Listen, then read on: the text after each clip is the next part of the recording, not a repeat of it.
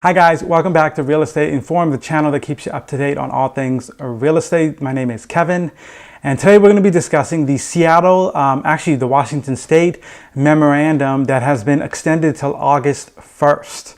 So let's get into this article real quick. The article, it's from King 5. I'll post the link in the comments below. It says, Washington Eviction Memorandum extended to August 1st amid coronavirus crisis. Renters struggling to make monthly payments during the corona pandemic have 60 more days of breathing room. So this article just kind of goes into the fact that we had in the state of Washington, we had a memorandum, and this goes for across the nation. Some memorandums are extended and some aren't. But in the state of Washington, and the things I'm about to say will include your, if your state did not extend the memorandum, you're good to go. But if it did, then these are a couple of things to remember. First thing is we had a late March, we had a memorandum that we can't evict anyone till April 17th. April 17th, they extended it to June 4th. And June 3rd, like in the last hours, June 3rd, in the last hours, they extended it to August 1st, which roughly gives you about 60 more days. So this is tough. This is going to be tough on landlords. There's a lot of landlords out there that are working with their tenants, and the tenants are working with the landlords, which is very important. But in other cases, this might be a great excuse for a lousy tenant to take advantage of the system. And when that happens, it puts landlords in very tough positions. As in, sometimes it's an apartment complex that just has one water line that goes out of it. So the owner, the landlord, pays for the water, and he can't cut off the water just because one tenant is not paying. So he has to leave the water on. So he's got to pay water, he's got to pay garbage, he's got to pay sewer, and then he doesn't have rent coming in from 2 or 3 other units. This adds up, and then you add on the fact that he's been doing this since March, April, May, June, July, August. It's going to add up, and we might see, and obviously, hopefully he has some sort of mortgage forbearance. Hopefully his mortgage company of that landlord is, helping him out.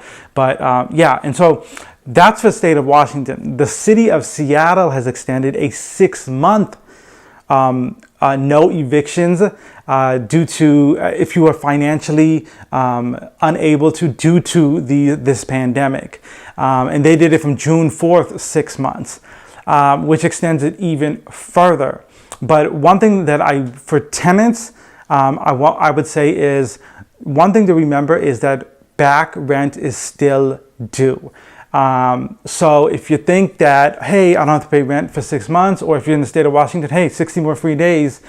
If you want to continue to live in the place that you live in, you're gonna have to pay March, April, May, June, July, August. You're going to have to pay that rent, and the landlord can't come after you for back rent. That's for the state of Washington, and your state might be different.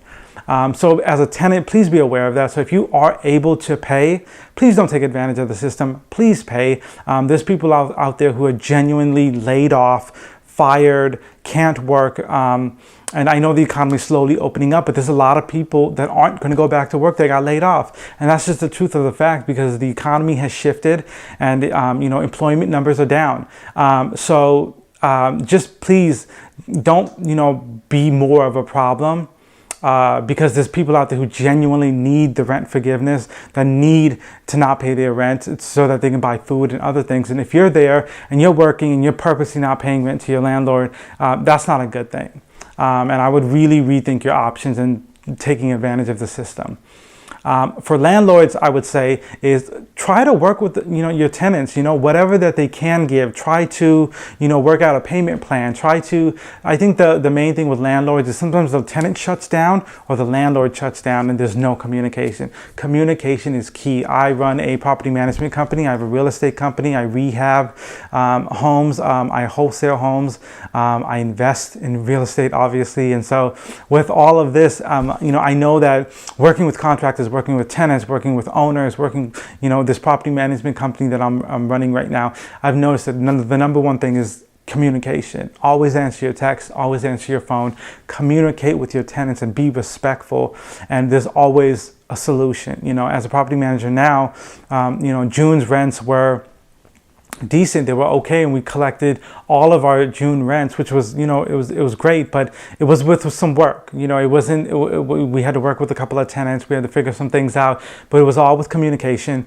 It's about understanding, just human nature, that we're all in, a crappy situation, and we all kind of have to fight through this together. If we could start turning on each other, it's just going to cause more problems. And it's not a, hey, I'm a property manager, you're the tenant, listen to me, or vice versa. It's not about that. It's about getting through this together. And so, yeah, so that's my opinion. If you're a landlord trying to get through this, if you're a tenant trying to get through this, I understand that if you can't pay rent, you can't pay rent.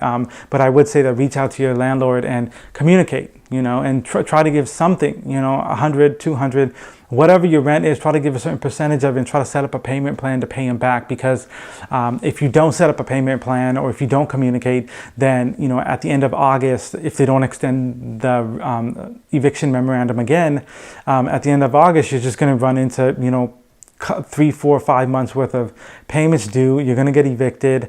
They'll take you to court. If you think that the landlord is not going to take you to court, they will. And so it's just a problem all the way around. Just my suggestion would be to communicate.